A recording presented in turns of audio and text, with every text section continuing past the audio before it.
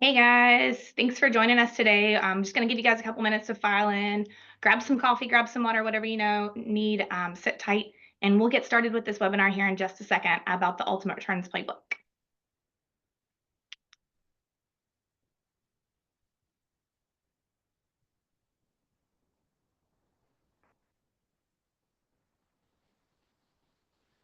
There we go. People keep filing in. That's what I like to see. The number go up.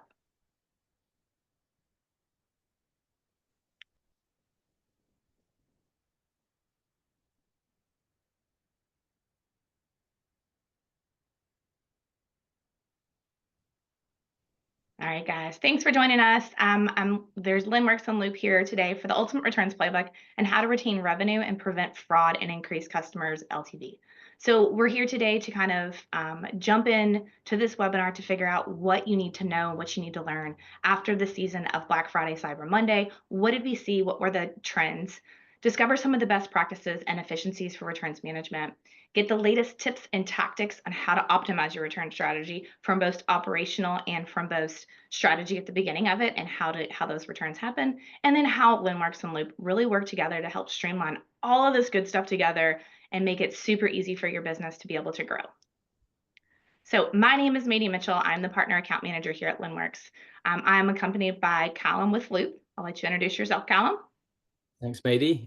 Great to be here. I'm based in the UK, as you can probably tell from the accent. So we've got both sides of the pond sort of covered here. I manage logistics partnerships at Loop, so that covers really everything from the back office to logistics to ERPs, carriers, you name it, really. And I've worked in logistics and tech for quite a few years now, from shipping to 3PL integrations, marketplace, and returns. So I've got a probably fairly good, unique view top down to kind of how all of the tech and logistics works and intersects. Yeah, and just like Callum alluded to, we're both from the different sides of the pond. I'm in the US. I do represent our NORAM team here in the US, and work with lots of our tech partners here. So, what we want to get into first, kind of, is that Black Friday, Cyber Monday. We just all came out with it. We have that big, deep breath of relief for this, but what's coming up and piling up now is the returns and what trends we're seeing. So, this Black Friday, Cyber Monday, we had us here at Linnworks, we saw a 17% increase from 2003 to 2004, kept growing, and some of our top marketplaces included Shopify. So, Callum, what did you guys see at Loop with all of your all's customers there? Yeah, well, it was more than 6 weeks ago now, wasn't it, Mady? But Yeah. yeah, feels like it was just the other day. So in terms of sort of total orders from Loop merchants, we took some of this data and pulled it. We saw almost 12 million total orders from Loop merchants over Black Friday, Cyber Monday, which is about 11.6% increase. In terms of the total value, it was a similar kind of sort of increase over the year before at 1.47 billion. In terms of the average order value, we saw around $125 per order, which was a 3.7% increase year on year, which is good. I think, when you look at these stats, the first thing that I kind of look at is this is generally good news. In an economic world of doom and gloom and the things that we hear, but obviously I think when you look at the average order value being a 3.7% increase, when you look at inflation, it probably is pretty level realistically. With the year before Black Friday, we saw $491 million worth of GMV from our customer base. And then finally, where did we see the biggest growth rate? Which verticals? And I think 39% growth year on year with jewelry merchants is probably the standout statistic here. I don't actually know exactly why it grew so much, but that's a big stat. And then the second highest one was apparel clothing at just about half of that, 19%, which makes up the vast majority, realistically, of Loop customers. So we have a lot of data where apparel is concerned, but I think jewelry is definitely a big stat to take away from this. Yeah, that's a very interesting fact with jewelry being good. I don't mind it. I'm a jewelry purchaser too. So, I mean, I can see why. Mhm. And when it comes to returns, for example, I mean, we're in return season now, right? So I'd keep your eyes out for a bit more data over the next few weeks from Loop, because we'll do a big report, I'm sure. But I thought it'd be interesting to have a look at Boxing Day. So it's been Loop's highest volume return day for I think the past 3 years. We saw 3 returns per second, and noon is the busiest Boxing Day return hour. So I don't know, perhaps people are waking up with a slightly bad head. They're probably still very full from Christmas Day. They might have a depleted bank account, and maybe they want to return something that they weren't too happy about. So I think it probably makes sense that 12 p.m. on Boxing Day is where we really see the highest volume of returns. And 15% keeps coming up, or around about 15% in terms of increase of volume year on year. And we saw that in terms of Boxing Day volume this year as well from our merchants. And for those of you who don't know what Boxing Day is the day after Christmas. It was a new term for me to learn as well with dealing with global company and global customers. So yeah, day after Christmas, of course, that's when everybody starts getting up and start looking at their stuff, and I can see why it's probably one of the highest dates. So yeah. So now that people have those return strategies and they're having things come back to them, what do we see as best practices for returns management? I know everybody has all the horror stories of not even their brand getting shipped back to them and mismatched different things. What are some best practices from the journey as far as the customer side of thing that a brand can do? Hmm. Well, I think it's probably important here to maybe break it down into pre-return and post-return. In terms of preparation, you want to make sure of a few things, and you can generally manage these through your return software. So first of all, you want to make sure you've got clear and easy defined return policies. So generally, this will differ. Well, it can differ from country to country. If you're a global brand, for example, you might say, right, in the US it was 30 days, in the UK it's 21 days, and you've got the ability to tweak all of these things. Mhm. But I think it's really important to outline those conditions and the timeframes and the steps that's taken to initiate a return to basically ensure that the customer is kind of well equipped with that knowledge before they actually make the purchase. Um, and obviously make sure that there are no excuses. Because if something does want to be returned and you haven't clearly laid out the steps, then the customer is kind of within their right to say, well, you didn't tell me about this. The second one would be a self-service returns portal. So this is what you will get through pretty much every return software. It makes returns feel like shopping. And it basically takes away the requirement to have to deal with email communication over returns. So you've got those kind of clear return policies. Make sure you've got a returns portal in place to take away the manual communication. And then thirdly, you want to make sure you're set up with your tech stack and make sure that they're all communicating with each other. So let's just take Loop as a software that will be your return software. Linnworks, for example, is your order management system. Mhm. You've also got help desk. You've also got carriers. You want to make sure that before the peak return season hits, you're making sure that all of the returns information is feeding through to your help desk console, so that when somebody comes on your website and they say, what's happening with my order, what's happening with my return, that operator doesn't need to go to two different systems. Obviously, with carriers, you've just got to make sure a return label is being pulled through, so your customer can very easily produce that label. And obviously, of course, we're going to have a bit more on this later, but you want to connect your return software to the place where you're managing your inventory to make sure that inventory is syncing well and your operators know what's coming in. Yeah, I recently had to return something, and it was not a great experience. So making sure you have that stuff, as a consumer myself, I think that's a great bit of advice to offer to people. And then as far as the operational side goes, when you are a customer or when you're the brand, making sure that you can track these in real times, because with a platform like Loop, they can initiate it in Loop. It initiates and it comes into Linnworks. So therefore, that something's coming back to your warehouse real time. It's going to have the label in there, so you know what you're going to get everything, so that you can make the decision when it gets in there. So when you got to implement that efficient restocking protocol. So the horror stories. One of my favorite one is we had a customer who they sold clothing. So perfect vertical for you, Callum. They had a red shirt, and their red shirt cost about $80. Well, instead of getting the $80 one back, they got the $5 Amazon one back in stock. So that was something that they said that they had to implement, saying we couldn't refund on initial ability. We had to wait till they got the actual product back in place before they could initiate that refund back to them. So initiate those protocols for that restocking as well, so that you're double checking to make sure that when the actual product comes back, you're looking at it and go, okay, this is all of our area for our returns. We're going to go ahead and take that as a put away, to be able to put those back in and add those back to stock so that they're easily findable as well. Also categorizing and inspecting the returns. Like I said, that's that horror story. You want to inspect everything to make sure something isn't damaged and it doesn't go back into stock. because with the systems that we have, such as Loop and Linnworks, being able to put everything together is going to make it even more efficient for you to eagerly get that sale back up on that stock back up on to make that sell. But you got to make sure you're offering a good product back in there. So making sure you have those restocking protocols, categorizations, just the different things to make sure that you can stock things, mark it as damaged so that your accounting person doesn't yell at you, why didn't you sell this because it's a damaged item, so that they know that they can put that on there as well. So you can make sure you can go through all that kind of stuff. And then making sure you're really optimizing these return strategies. So for 2025, if somebody's looking into it, Callum, what are some things that they need to kind of start looking into, start researching about, or what things should be big red flags of them saying, oh my gosh, I can't handle my returns. This is exactly what I need to do now. Like, what are some of those strategies that they can start putting in place now for 2025 to make this year successful for their next return seasons? Yeah, absolutely. So I think the best place to sort of start on this is to maybe take a step back and look at how returns have been viewed, historically. So returns has always been something that has sort of been viewed very much as a necessary evil, an operational cost, something that sits squarely in the operations department. And it's a case of this is a loss-making exercise. We want to reduce returns. We want to keep the cost down. If we're using a software, how much does that cost? What are the cheapest return rates we can get? Um, what we found over the past few years with especially the best performing brands, and you'll know some of them if you go on the Loop website, is that they've been thinking about returns in a bit of a different way.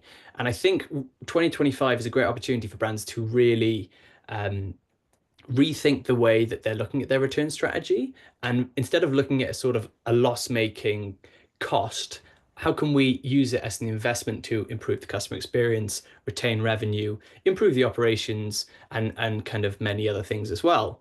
So, we actually work with quite a few consultants who work with the top brands, and they're all thinking of it in a sense of saying returns actually needs to have its own P&L, because Mm. it just being sat there as a cost is not the right way of thinking of it holistically. I mean, especially if you're in apparel or you're seeing a returns rate of anywhere from 20 to 40, 50% that we see a lot of the time. It really is part of the business, and it's more touch points. So I mean, there are many different stages of optimizing returns, and there are plenty of people, probably people who are watching this today, that have quite a basic returns process. And then we see those that are kind of at the top end. So 5 different areas here, and it also does extend to more, but I think it's easiest to look at these 5 areas. First of all, yes, look, of course, it's going to affect operations, and it's very important. So by making sure that you've got a return software in place, you are ensuring the quality of return stock, mostly because you get visibility of what's coming back. And along that journey, whether let's say it's in the US coming back to the UK or the other way, or it's coming back from the UK to UK, you've got to make sure that once it gets back into that warehouse, like you just mentioned, Mady, you are checking to make sure the product is in a good place. Now, by using a return software like Loop, what it means is that you can put in rules to only allow a returns outcome, so let's say a refund or exchange, based on let's say a check of a product when it's come back. So that helps for the quality of return stock. Like I mentioned, you get good visibility with the fact that once a returns label is produced in a return software, it produces a tracking number which gets fed through to the OMS. In this case, it would be Linnworks. Mhm. And all of that helps with the inventory management. So that's the operational piece. But then you've got customer experience. And I mentioned quicker return outcomes earlier. I think it's clear the cost of acquisition now is higher than it's ever been. And it's interesting to see brands spend so much money on acquisition, and then it basically they lose the customer during the returns experience. So things like ensuring you get quicker refunds, quicker exchanges means that you actually improve the customer experience. And that comes from the start of the returns journey all the way to the end. Um, finance is absolutely huge. I would say if there's one key metric, the biggest brands that we work with look at, it's revenue retention and actually also upsell. Now, of course, to retain revenue, you've got to look at it and not say 100% of returns are equaling refunds. You've got to have a software which allows you to offer exchanges in the first place. And then it's just a case of how many exchanges can you incentivize, because every single exchange is another bit of retained revenue. Um, and to go above and beyond this, and a lot of our top brands do, with Loop and other softwares, you often have the ability to shop the entire website experience from the returns experience, which means it's not just a like for like. So you might retain that revenue, but you can also upsell, and eventually you end up making money from returns as well. Obviously, you want to get cost-effective return rates. You want to save on labor costs, all very important. Finally, customer support. Now, if you are at that first stage in trying to improve your returns process, and you might not be looking to optimize fully, well, the first thing you do is by having software, you reduce the amount of tickets that are going back and forth. It kind of seems fairly backwards to have a situation where somebody wants to submit a return, they've got to email you, you've got to email them back, you've got to attach a shipping label, you've got to tell them when you're going to, basically enact the refund or the exchange order. So it takes away all that manual support. And then finally, brand. And you want to make sure that brand is consistent throughout. So the key to this slide is to be like, it's a mindset shift from just thinking about it as a cost to how do we actually make it as an investment. And we'll look at that over the next few slides. So I mentioned there are a few different stages to optimizing returns. We have, like I said, we have certain brands that come on with Loop and they are using email. They might well be putting a shipping label in a box, which means when it is received by the customer, they can basically attach the shipping label and send it back. They might also put a sheet of paper in the box that says return reasons, and somebody can scribble on the return reasons when it gets back to them. By having a self-serve portal, by using a software, what it means is that when the customer comes in, they will put in their return reason into the software. So you don't have to wait for the item to get back to know what that is. And we'll talk about return reasons in a moment as well. But basically, a self-serve portal will replace that email communication, and ticket volume generally does decrease substantially. Also, by making sure you've got that integration with the return, well, let's say the inventory source of truth, which in many cases would be Linnworks. If you've got that integration, it is making sure that when the return comes in, it's getting fed into that system automatically. So the operator doesn't need to use both systems, which improves the operational efficiency. And just to go back to quicker return outcomes, a software generally will have a direct integration with the e-commerce platform. If you look at Loop, Loop has a very, very strong integration with Shopify, which means you don't have to go into Shopify and manually refund. Depending on the set of rules you create, that can happen automatically, that can happen after the first scan, that can happen after a check in the warehouse. And all of this stuff, it really contributes to a reduction in fraud as well. So I'd say start of the journey, returns automation. We touched on exchanges and upsell before, and I'd say this is the next level. I would say if anyone's going to take anything away from this, it's if you are not offering exchanges, start doing it. Because the amount of revenue that is being lost because somebody has the wrong size t-shirt, but they can't exchange during the returns process is kind of wild, I think. And we see that all the time. And the impact on the bottom line from just turning on exchanges and seeing exchanges go from 0% to 20% can be absolutely massive and can pay for the cost of a software and more.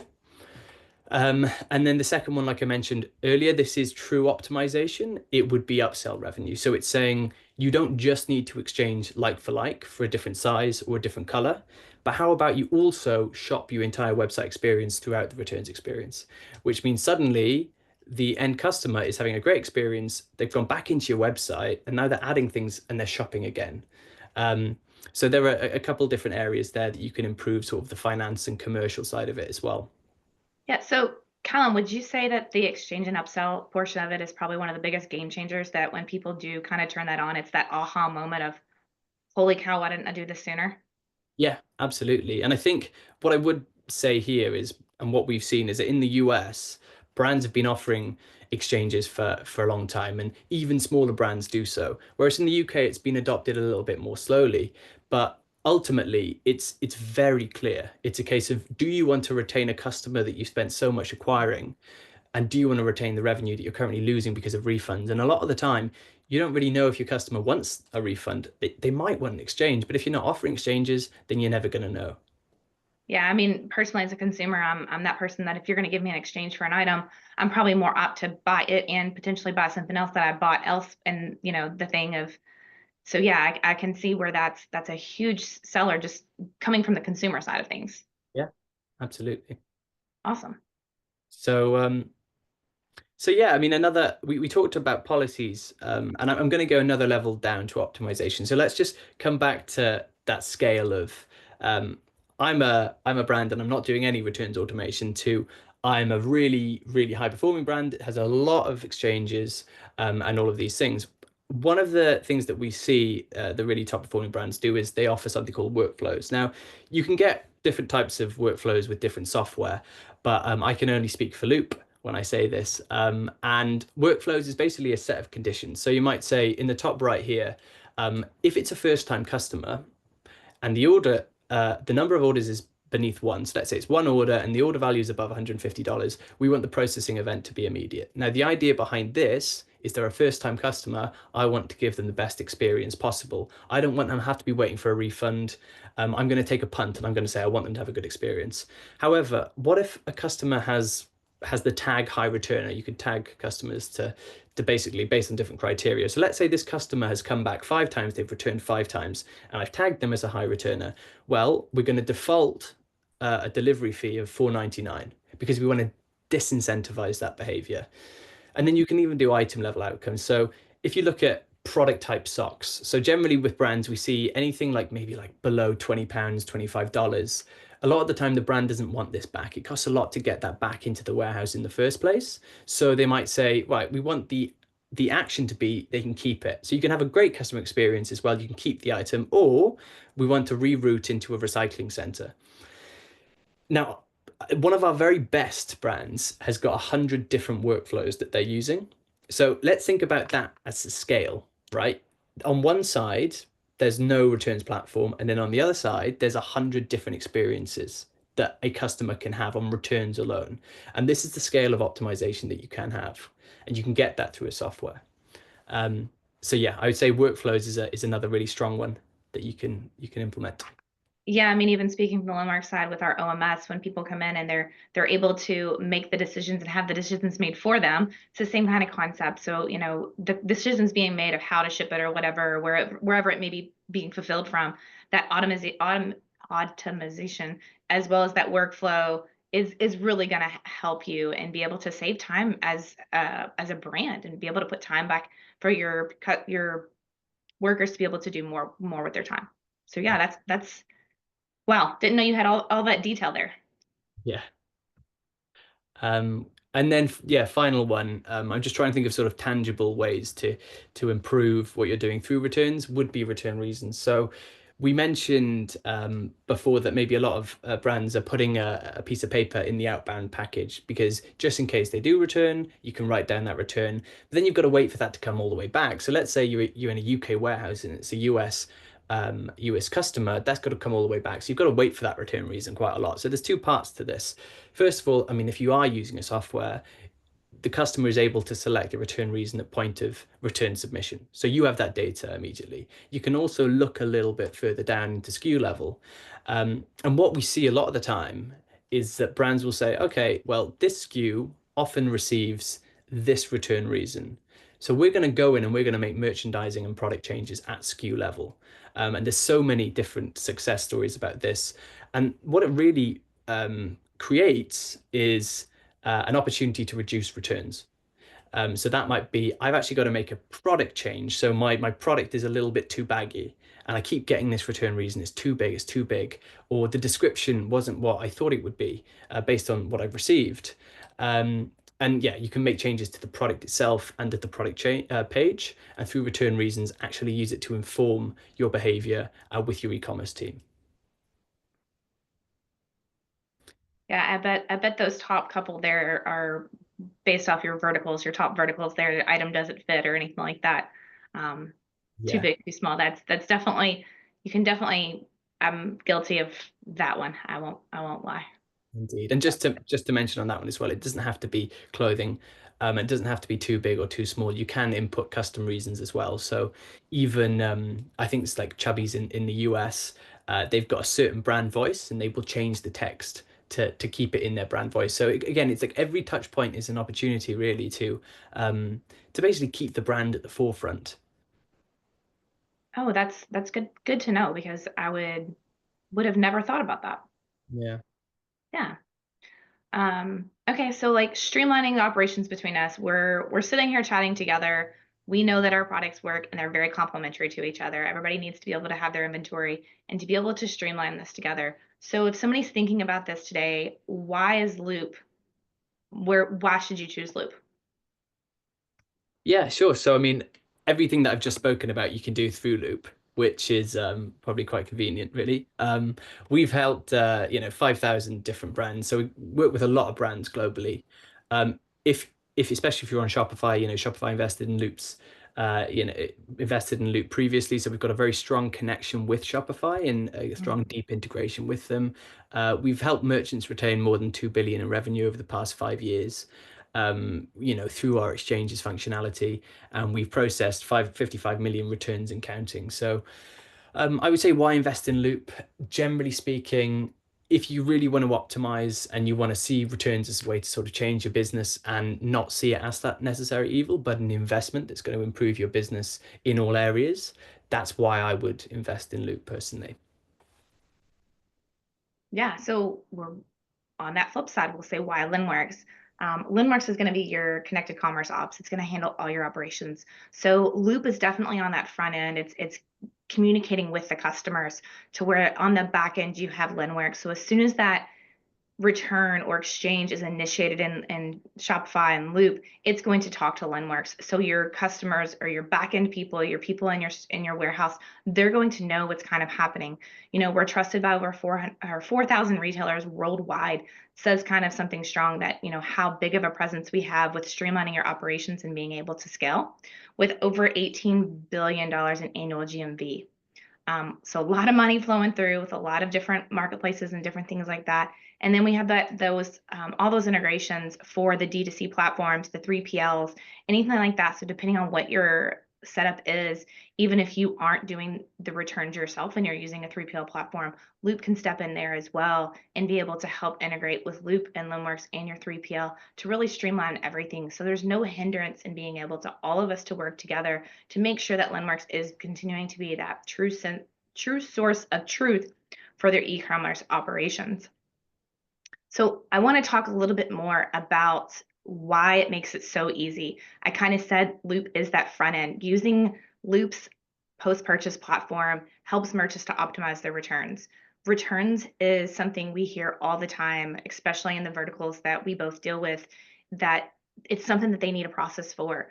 This automated status that's going to it's going to come in as an order and it's going to be viewed inside of Linnworks to say, hey, this order is coming back. You're going to get this inventory back, or you need to go ahead and send that exchange back out as well.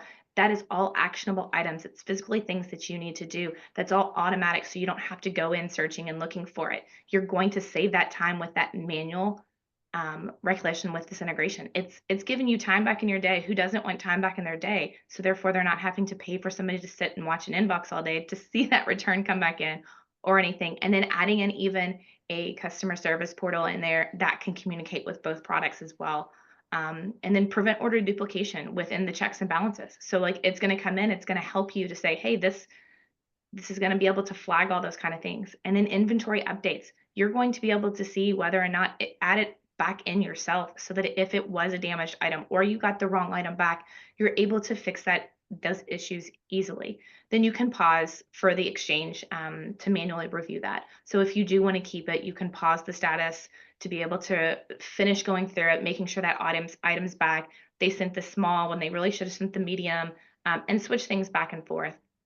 And then you can get that automation for the refunds back so that at the end of the day, as a consumer, you want their money to go back to them and you want your consumer to be happy. All this is about making the customer feel like they are heard and they're getting the product they want. So you want to make sure that you as a brand on the back end is really doing this as fast as possible to and communicate with the customer. So once that order is fulfilled, it's going to be sending them, or the exchange is fulfilled, it's going back to them and sending them their tracking letter or their tracking numbers back into Shopify. So all this is communicating simultaneously. So you're not having to do any of this kind of work for you. So just kind of want to bring it all back full circle here with Callum here. Like we've touched on a lot of stuff here. And I think if anybody needs any more information, we have 2 QR codes up. feel free to scan them, anything that you need. I'm going to talk for just a second more, but if you have questions, pop them in down there. We've had a couple come in, so we'll get to those here in just a second. But if you have any specific questions about Loop or Linnworks, Callum or myself can be able to help that. But if you want to reach out to either one of us, scan the QR codes here. We do have another webinar coming up next month on Shein. So if you're interested in that as well, please join in for that one.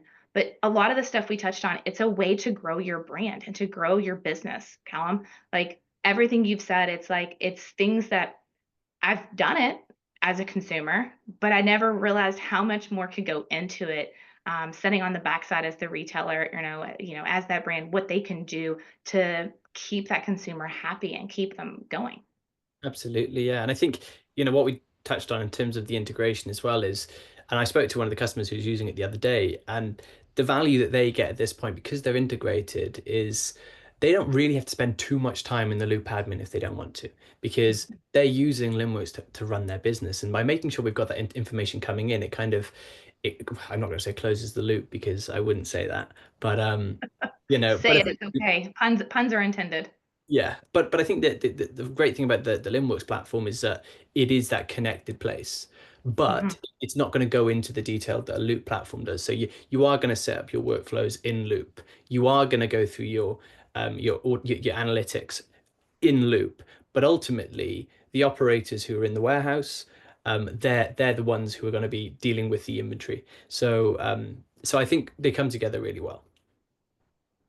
Yeah, absolutely. I think it's the automation, and that's what we're all about, both of our companies and both of the platforms. It's automation. At the end of the day, it's giving time back where they need time. So going through a couple of these questions really quickly. It says, are the workflows set up conditions set up within Loop, or it can be done within Linnworks? Callum, I'm thinking they're talking about the workflows for Loop. So go ahead, you can take that one. Yeah, so you'd set them up in your Loop admin. You wouldn't set them up in Linnworks. Yeah. Yeah, the OMS portion of the Linnworks platform of the conditions are based off the order that comes in. So if that return or if that exchange comes in, the exchange comes in and you need to fulfill it from a different warehouse, that's where the OMS would kind of kick in the Linnworks workflow. But that's all pre-done in the Linnworks side. So that's based off the order and the SKU or the shipping rules that you want to set up. Can we create prepaid return labels automatically while processing orders in Linnworks via Loop, Linnworks and Royal Mail integration? I don't know that we can do prepaid return labels. Callum, I think Loop can do something, correct? I'd have to go back and probably get a better answer for this, to be honest. Okay. But my first thought would be probably yes. Okay. Yeah. So we can get that one back to you. We'll get your name out of the chat here and get back to you on that one, or you can reach out to us on that one.